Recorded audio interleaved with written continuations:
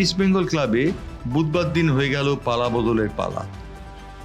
ইস্টবেঙ্গলের নতুন সভাপতির দায়িত্ব নিলেন শ্রীযুক্ত মুরারি মোহন লোহিয়া। তিনি স্থলাভিষিক্ত হলেন ইস্টবেঙ্গলের 3 দশকের বেশি সভাপতি ডক্টর প্রণব দাশগুপ্ত। ডক্টর প্রণব দাশগুপ্ত একজন বিখ্যাত গাইনোকোলজিস্ট এবং তিনি 3 দশক ধরে ইস্টবেঙ্গলের দায়িত্ব সামলেছিলেন। ইস্টবেঙ্গলের সচিব পদে পরিবর্তিত হয়েছেন। ইস্টবেঙ্গল ক্লাবের নতুন সচিব হলেন রূপক সাহা। শ্যামসুন্দর জুয়েলারি কোম্পানির কর্ণধার রূপক সাহা স্থলাভিষিক্ত হলেন কল্যাণ মজুমদারের, যিনি 22 বছর ধরে ইস্টবেঙ্গল ক্লাবের দায়িত্ব সামলেছিলেন।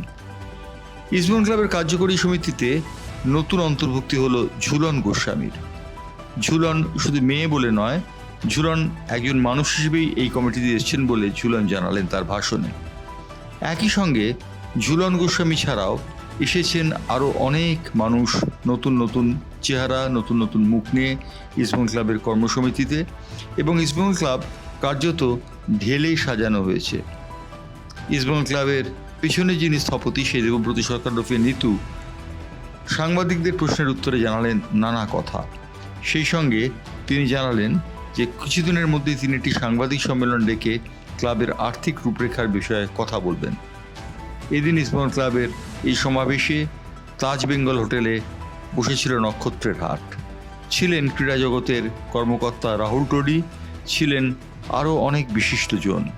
সব মিলে ইস্টবেঙ্গল ক্লাব এদিন সমাবেশ করেছিল এক নক্ষত্র সমাবেশে। যে কোনো টুর্নামেন্ট ইস্টবেঙ্গল খেলে চ্যাম্পিয়ন হওয়ার জন্য খেলে। আমি বলছি যে টিম, অ্যাজ এ টিম আমরা নিশ্চয়ই চেষ্টা করব ওই জায়গায় পৌঁছাতে যে টিমটা বাঁধন হয়েছে। অনেক সময় কি বেটার টিমও সাফল্য পায় না। আমাদের টার্গেটটা থাকবে সুপার 6-এ যাওয়া, সেমিফাইনাল খেলা, মেবি সেমিফাইনাল থেকে ফাইনালে যাওয়া, ফাইনালে গিয়ে চ্যাম্পিয়ন হওয়া, অবশ্যই সেই টার্গেট থাকবে। কিন্তু টিমের যে ব্যালেন্স, যেমন বোম্বে, আদার কিছু টিম, তারা অনেক আগের থেকে প্রিপারেশন নিয়ে টিম করছে। আজকে অনেকে বলছে অমুক টিমটা অমুক করছে, অমুক টিমটা, আরে প্রত্যেকটা টিম তো 8-10 বছর ধরে আছে। আমরা তো সবে জয়েন করেছি।